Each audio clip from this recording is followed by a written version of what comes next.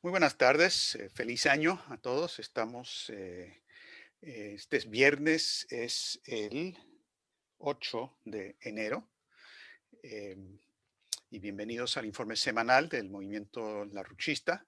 Mi nombre es Denis Small y quiero empezar la discusión de hoy. Ya sé que todo el mundo tiene en mente lo que ha estado ocurriendo en Washington en particular, los acontecimientos del 6 de enero, y vamos a pasar a hablar de eso, pero tenemos que hacerlo de una manera científicamente competente.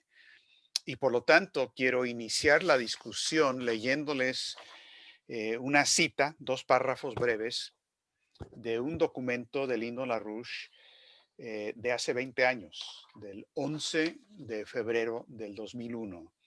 Es un documento que escribió que se llama Una filosofía para la victoria. ¿Podemos cambiar el universo? Y dice lo siguiente: así que hoy estamos reunidos aquí bajo los auspicios de la palabra escrita, no para considerar si la existencia continua de Estados Unidos todavía es posible. La pregunta es si es posible que Estados Unidos pueda escoger el camino disponible a la supervivencia. La filosofía clásica, correctamente definida, es la única rama de la ciencia en la que posibles soluciones a tal crisis en la toma de decisiones se pueden discutir de manera racional. Y un poco más adelante dice: en los momentos en que todos los artífices influyentes de las normativas que no son voluntaristas filosóficos tenderán a comportarse como chapuceros, se plantea la siguiente pregunta: ¿por medio de qué intervención voluntarista por parte del resto de entre nosotros se puede poner en juego el cambio necesario de dirección? Ahora, esa orientación del Lino LaRouche es la necesaria para poder evaluar y entender lo que está pasando en el mundo hoy y, por supuesto, para saber qué acciones tomar. Es decir, el voluntarismo filosófico tiene muchísimo que ver con todo este asunto. ¿Cómo actuamos para cambiar la trayectoria actual? Vale la pena, entre paréntesis, mencionar que LaRouche escribe este documento, como les decía, el 11 de febrero del 2001, eh, 7 meses antes más o menos del 11 de septiembre, es más, exactamente 7 meses antes del 11 de septiembre del 2001, pero después de que LaRouche ya había pronosticado en enero de ese año, un mes antes, que iba a ocurrir en cualquier momento un incidente aparentemente terrorista organizado al estilo de un incendio del Reichstag, es decir, una operación intencional, organizada, planeada, con la intención de producir un cambio general, un cambio de fase en la organización política de Estados Unidos y nivel mundial. Y con eso, un cambio de la orientación económica también. Entonces, a lo que se está refiriendo LaRouche cuando habla de este momento tan dramático y lo que se requiere es un momento después de que él ya había pronosticado un mes antes lo que iba a ocurrir 7 meses después. Claro, pronosticado en términos generales. LaRouche no sabía que iban a hacer avionazos en contra de las Torres Gemelas, pero sí había dicho que se iba a organizar un incidente terrorista organizado, intencional por parte de servicios de inteligencia de algunas de las potencias mundiales, porque nadie más tiene la capacidad para realizarlo. Entonces, esto es muy importante porque para saber qué hacer en las circunstancias actuales, que son muy peligrosas y muy preocupantes, hace falta preguntarnos, para saber qué hacer, qué es lo que está ocurriendo, qué sucede. Y la respuesta a esa pregunta empieza con otra pregunta y es la pregunta correcta bajo todas estas situaciones: cui bono, ¿quién se beneficia? El estilo de Sherlock Holmes como detective o como agente de inteligencia es un método absolutamente fallido, que no funciona. Sherlock Holmes es un aristotélico que sigue las pistas que tiene delante de sus narices. Y claro, en el caso de Sherlock Holmes, esas narices pues estaban llenas de cocaína buena parte del tiempo, con razón no sabía por dónde iba. Hay que usar más bien el método de inteligencia o contrainteligencia o de detective, no de Sherlock Holmes, sino de Edgar Allan Poe de Auguste Dupin. Esa pregunta, cui bono, ¿quién se beneficia? Es la pregunta decisiva en esta situación. Ahora, en base a esa pregunta podemos afirmar con certeza absoluta la siguiente declaración general.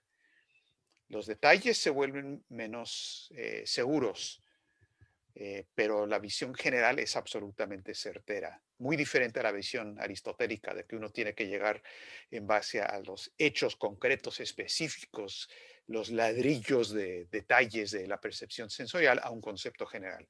Es al revés.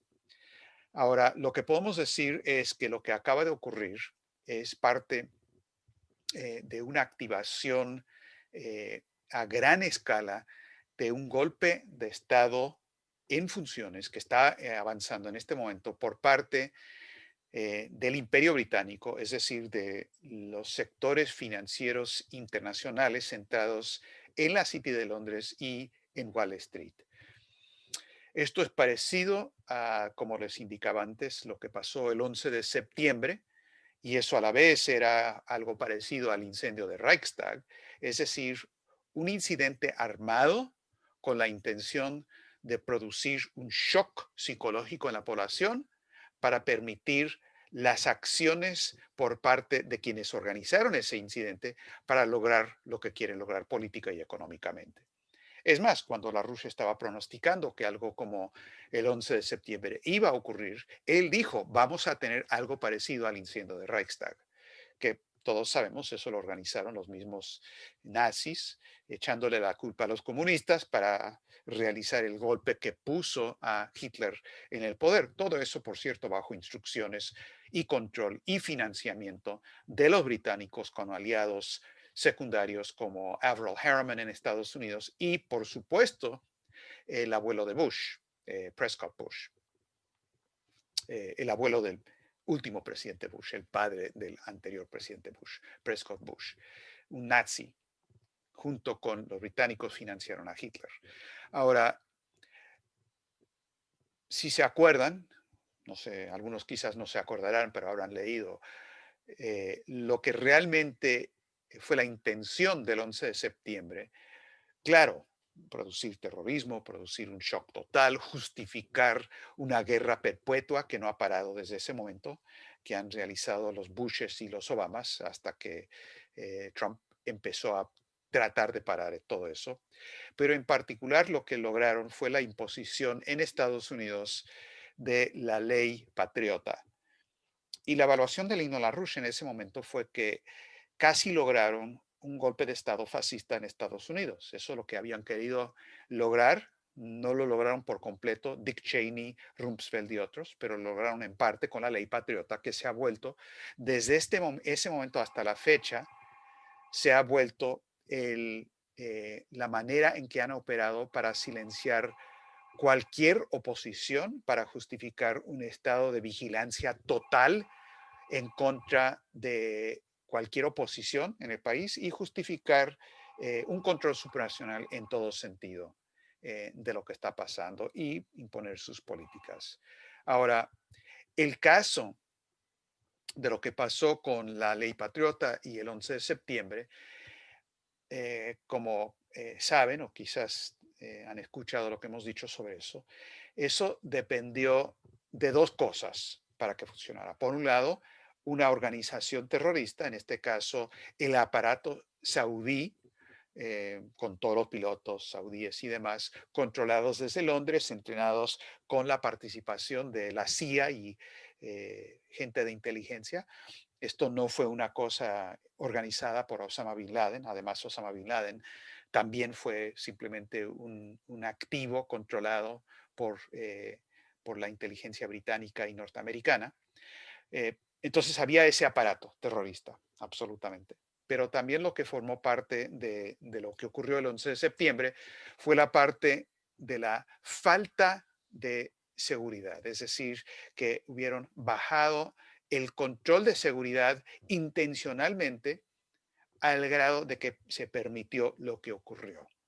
Y claro, hay muchas teorías de conspiración, muchas cosas que se han dicho al respecto, pero lo que sí es cierto es que claramente hubo fallas y fallas intencionales en el caso del 11 de septiembre, especialmente con lo que pasó en el Pentágono, porque fue 20 minutos más tarde, imposible que eso pudiera haber ocurrido sin algún tipo de falla intencional de seguridad.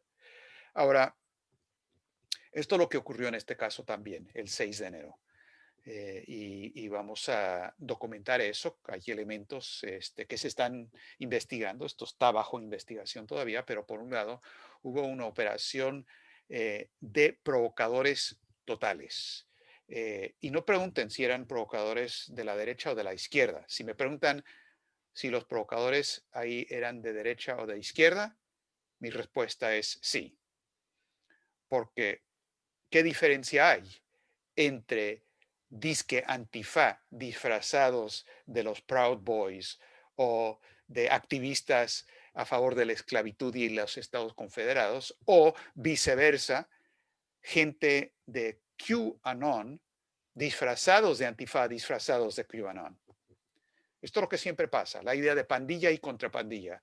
El control no está ahí. El detalle es secundario. Probablemente la gran mayoría de lado y lado eran agentes del FBI, eso es lo que siempre pasa.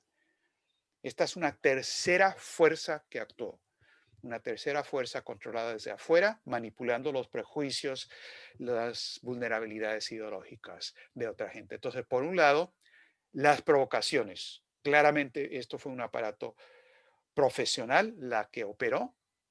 Nosotros tuvimos gente en los alrededores de las manifestaciones con mucho cuidado, con separación y distancia por lo del COVID, con mascarillas y demás, pero básicamente era la típica manifestación de la gente que favorece a Trump, relativamente gente sana, la gran mayoría gente que iba ahí para protestar, pero en cierto momento lo que pasó es que agentes provocadores entraron y por todos los indicios, con un profesionalismo que solamente se ve en los servicios de inteligencia y gente militarmente entrenada, penetraron el Capitolio, tenían las armas preparadas para hacer eso, para tumbar las puertas, para romper las ventanas, etcétera, etcétera. Y mm, atizaron y movilizaron a mucha gente que no eran provocadores para entrar y pues mucha gente estuvo casi paseando por los pasillos, ¿no? Tomando fotos y todo lo demás.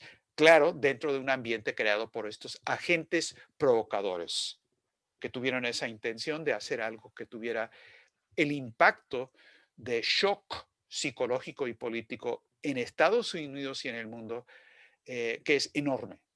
Esto que está pasando en Estados Unidos es enorme, especialmente por el efecto que los medios de comunicación están atizando también.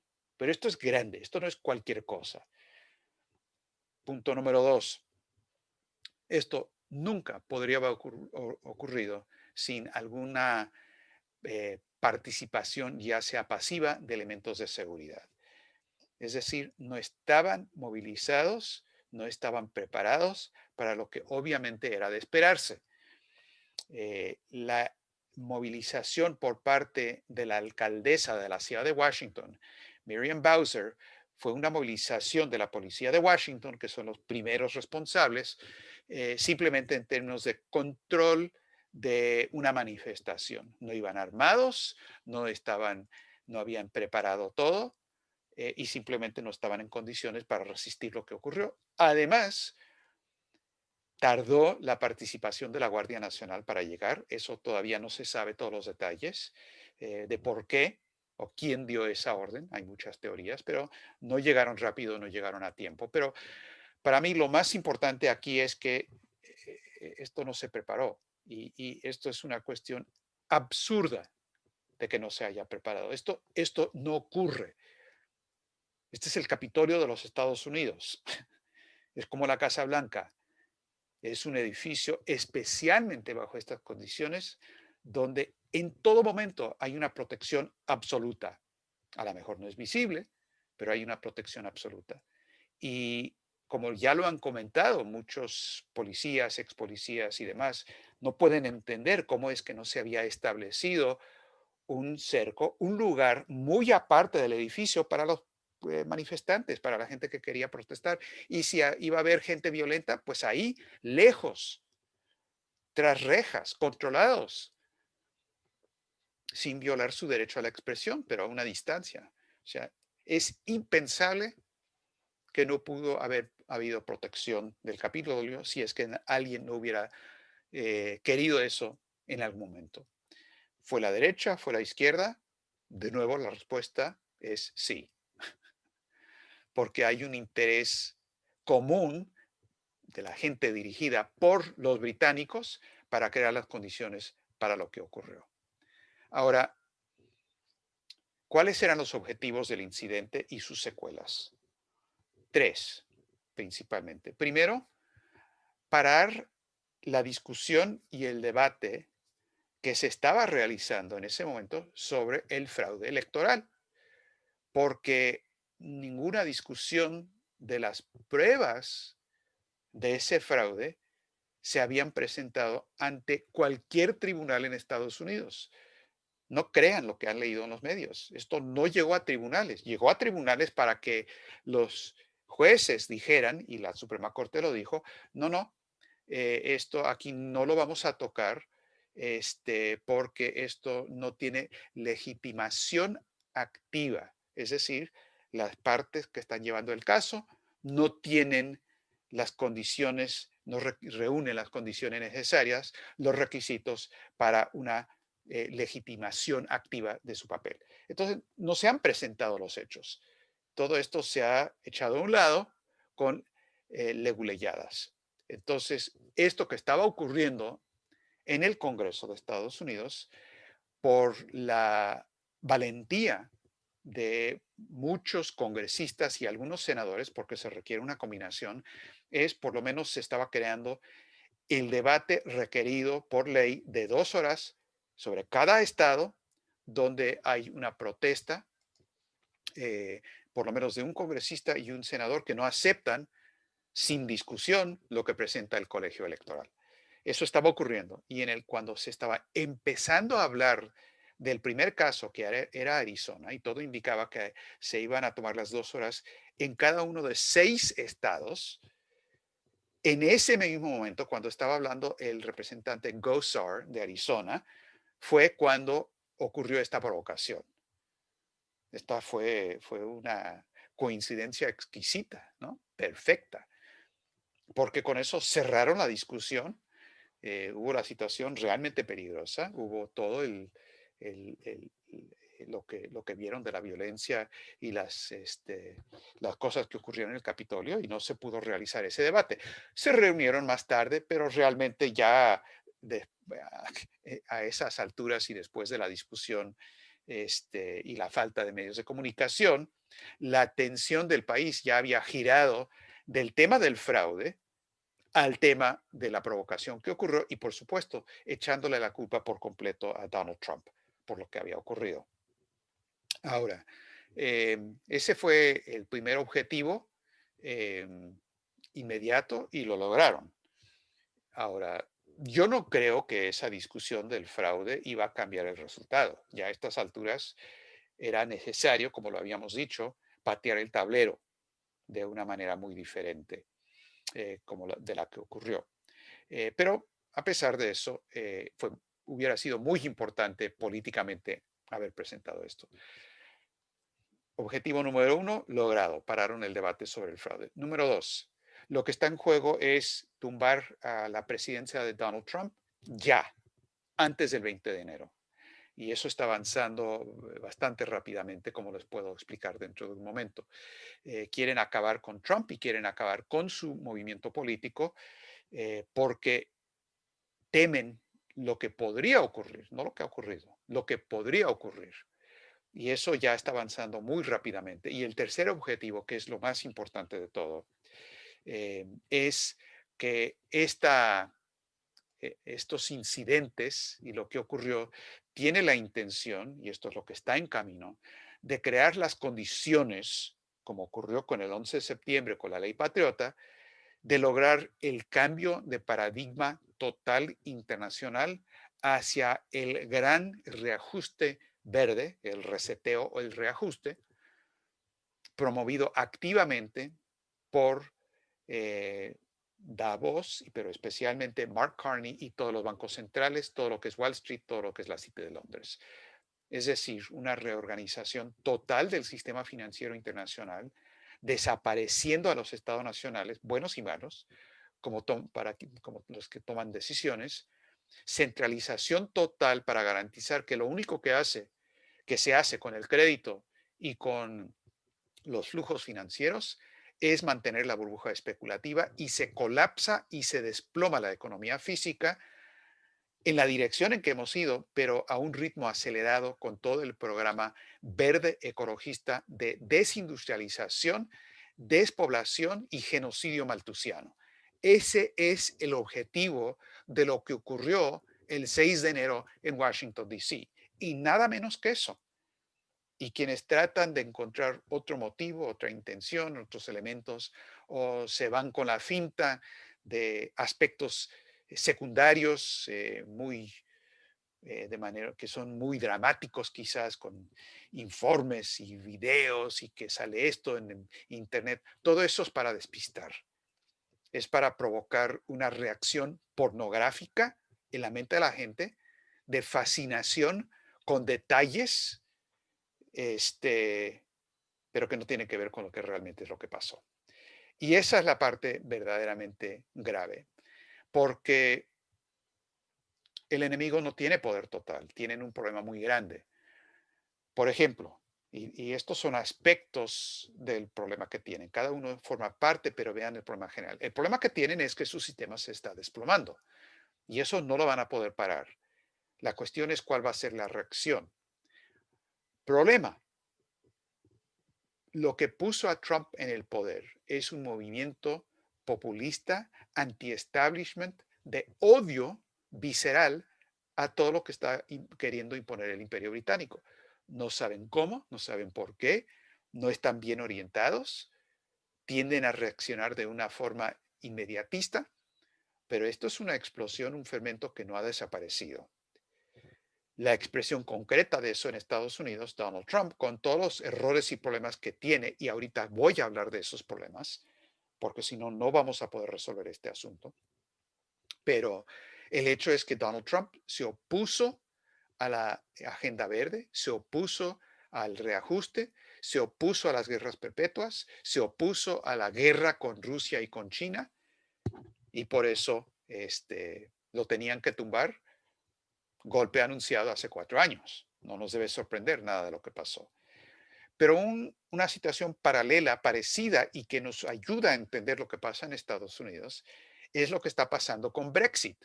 Porque acuérdense, lo primero que dijo Lyndon LaRouche cuando ganó la elección Trump es, este no es un fenómeno nacional estadounidense, este es un fenómeno internacional de repudio al establishment, como lo que había ocurrido anteriormente con el voto del Brexit. Ahora, el problema es que ya entró en vigor Brexit. Inglaterra, el Reino Unido, ya están fuera. Y la pregunta central aquí, casi la única de importancia, es ¿qué va a pasar con la City de Londres en tanto centro financiero internacional de control de la burbuja especulativa, especialmente control de los derivados financieros? Y eso no está decidido, porque en el acuerdo firmado con lo de Brexit, el apartado financiero no está decidido, lo pospusieron para evaluación posterior dentro de algunos meses. Y la City de Londres está muy preocupado por lo que puede pasar. La cuestión es si ellos piensan que pueden trasladar su control de todo ese aparato a otro lugar geográfico, cosa que han hecho muchas veces en la historia. Pasó de Bizancio a Roma, pasó de Roma a Venecia, pasó de Venecia a Londres. Ellos no tienen patria, no tienen madre. Entonces eso no les preocupa, la cuestión es si lo van a poder lograr, pero no saben cómo lo van a poder manejar porque toda esta situación está en fermento, en movimiento. Entonces ese es el problema que ellos tienen. Ahora, ante la provocación que ocurrió, es importante que por fin, se tardó, pero por fin Trump sí hizo declaraciones repudiando lo que había ocurrido. Después de que lo censuraron en Twitter, porque le dijo a la gente en Twitter a la gente que cuando esto estaba pasando, que se fuera a casa, que ya se acabó, váyanse a casa, etcétera, etcétera. Y esa declaración donde les pedía que se fueran a casa, Twitter lo censuró, dizque porque estaba provocando violencia, que es un poco absurdo. Otras declaraciones previas de Trump sí fueron, a mi parecer, muy desafortunadas porque sí estaba jugando con la idea de atizar a las turbas. Muy mala idea porque no se dio cuenta de que él no controlaba todo eso. A Trump a veces se le suben los humos, es un problema de soberbia intelectual, porque comparado con Linda LaRouche, Trump no le llega ni al tobillo. Y se le suben los humos y piensa que él está controlando algo que el enemigo está controlando. Y la manera en que ellos lo controlan a él es por esa misma soberbia. Él pensó que podía ganar el juego que los británicos armaron en su propio terreno. Él pensó que sabía jugar ajedrez mejor que ellos y no pateó el tablero, que es lo que tenía que hacer. Entonces lo que pasó era predecible, pisó el palito y ocurrió lo que ocurrió. Sin embargo, posteriormente sí dijo, y les quiero leer la cita porque de repente no se ha difundido internacionalmente, dijo anoche, al igual que todos los estadounidenses, estoy indignado por la violencia, la criminalidad y el alboroto. Los manifestantes que infiltraron el Capitolio han profanado la sede de la democracia estadounidense. A quienes participaron en los actos de violencia y destrucción, ustedes no representan nuestro país. Y a quienes violaron la ley, ustedes pagarán. Pasó a decir que él y su movimiento no van a desaparecer, que sí va a haber un cambio va a haber que Biden va a entrar a la presidencia, pero su movimiento no desaparece y se va a mantener. Esto es una de las cosas que tiene extremadamente preocupada a Londres. El Economist ha sacado 2, 3, 4 artículos en los últimos 2 días, insistiendo que se tiene que aplastar de alguna manera no solamente la presidencia de Trump en este momento, sino todo lo que es la influencia de Trump en Estados Unidos y romper cualquier vínculo que él pueda tener con los republicanos, el Partido Republicano y demás. Y están presionando durísimo sobre eso. Eso es fácil decirlo, difícil hacerlo porque Trump representa un fermento y una movilización, a veces ciega, de un estrato enorme de la población de Estados Unidos que está hasta aquí fastidiada con lo que está pasando. Y ellos no van a desaparecer porque encuentran en Trump una voz de la gente olvidada, del hombre olvidado al que se refería siempre Franklin Delano Roosevelt. Pero eso es lo que quiere hacer Londres, es una cosa urgente de parte suya. Ahora, ¿qué está planeado para enfocar ese aspecto? Bueno, el senador Schumer, que representa el estado de Wall Street, dicen que es del estado de Nueva York, pero él representa Wall Street.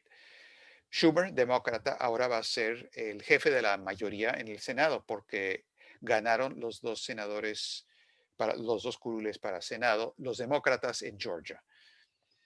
Y entonces ellos tienen mayoría, 50-50. Tienen mayoría porque cuando hay un empate, el vicepresidente de Estados Unidos, en este caso la vicepresidente Kamala Harris, tiene el voto de calidad y ella rompe el empate. Entonces, Schumer es ahora, de aquí en adelante, va a ser jefe del Senado. Lo primero que dijo él ayer es que tenemos que aplicar, que el vicepresidente Pence tiene que aplicar la 25ª enmienda de la Constitución de Estados Unidos, cosa que dice que si el vicepresidente, con el respaldo de la mayoría del gabinete, lo solicita y se aprueba, pueden hacer un golpe legal en contra del presidente, sacarlo al presidente porque, y tiene que haber razones constitucionales, ya sea por incapacidad mental, física o lo que fuera, para seguir en funciones. Eso es algo que Lyndon LaRouche insistió que se debería aplicar a Obama, nunca se hizo. Y ahora ellos están diciendo que esto es lo que tiene que pasar con Trump y lo quieren sacar de inmediato, hoy o mañana, como dijo Schumer, del poder. No quieren que llegue el 20 de enero para la toma de posesión. Si eso no funciona, dijo Schumer, y Pelosi está pidiendo lo mismo, tienen un plan de impeachment, de un juicio político en contra de Trump. Otro juicio político en contra de Trump. ¿Qué es lo que dice? Hay dos iniciativas ahora en el Congreso. Uno de Sheila Jackson Lee dice lo siguiente, que se le acusa de solicitar y recibir ayuda de una potencia extranjera hostil a Estados Unidos, es decir, Rusia, para ayudar su elección en el 2016 y también solicitarlo para el 2020. Uno de los cargos en contra de Trump es que él es traidor a la nación por haber solicitado la ayuda de un país hostil, Rusia. O sea, esto va hacia la guerra también. Segundo punto de Sheila Jackson Lee, dice que se le acusa a Trump de usar las acusaciones de que hubo fraude electoral como algo frívolo y que eso era destruir el proceso legal en Estados Unidos. Y esto es lo que ahora están diciendo todos. Cualquier acusación de fraude es insurrección. Esa es la palabra que están usando. No se puede denunciar fraude porque la denuncia es insurrección, según esta gente. Y también lo que está solicitando Sheila Jackson Lee es no solamente sacarlo del cargo de la presidencia ahora, sino también prohibir que asuma cualquier cargo político en el futuro Donald Trump. ¿Ok? Entonces, eso es lo que están tratando de hacer. Si no funciona la 25ª enmienda, si no funciona el impeachment, también están hablando de que tienen que simplemente presionar a Donald Trump para que él renuncie voluntariamente, entre comillas. Es decir, hacer con él lo que pasó con Nixon, y es que lo llevaron a un paseo en el jardín, asesores suyos, y le dijeron, ¿sabes qué, presidente? Te tienes que ir. Ahora, yo no creo que eso va a funcionar con Trump, porque él sabe más o menos bien lo que está pasando aquí. Pero en eso andan. Ahora, la idea del terror que han lanzado en contra de cualquier oposición es muy importante. Esto no va dirigido nada más a la gente favorable a Trump. Esto va dirigido a los Julian Assange, va dirigido a los Snowden, va dirigido a todo el aparato de Bernie Sanders en el Partido Demócrata. Obviamente va dirigido contra los larruchistas, va dirigido en contra de cualquier persona que alce la voz en oposición a lo que dicte el reajuste verde internacional de los bancos centrales. Eso es lo que están queriendo imponer. Y realmente están creando un ambiente de terror para tratar de silenciar a todo el mundo. ¿Esto a qué nos lleva para concluir? A dos comentarios. Primero, Trump. Trump pisó el palito, como les decía. Esta trampa estaba tendida de antemano, se lo dijimos, se lo hemos estado diciendo por meses, especialmente después del viraje que él tuvo en marzo de este año, cuando después de haber buscado cooperación con China, haber tenido una orientación correcta sobre la pandemia, querido trabajar con ellos, su gran amigo Xi Jinping, etcétera, etcétera, tuvo un viraje radical en la dirección de Pompeo y de una de las personas, uno de sus asesores que ahora ha salido del gabinete, que es Pottinger, que es un experto entre comillas, en asuntos sobre China, que según dice es uno de los que convencieron a Trump. Mm, No estoy seguro si eso es así, no me consta, pero alguien sí produjo ese viraje. En todo caso, Trump empezó a tener un viraje dramático en la dirección de culpar a China de todo, de asociarse con elementos como el Epoch Times y Falun Gong y otros que tuvieron una presencia masiva en la manifestación del 6 de enero, con 30 pancartas enormes diciendo que los responsables del fraude electoral es el Partido Comunista China. ¿Okay? Entonces, Trump pisó el palito por lo que hizo, pero más por lo que no hizo, porque no pateó el tablero, cosa que hemos estado insistiendo tenía que hacer de tiempo atrás.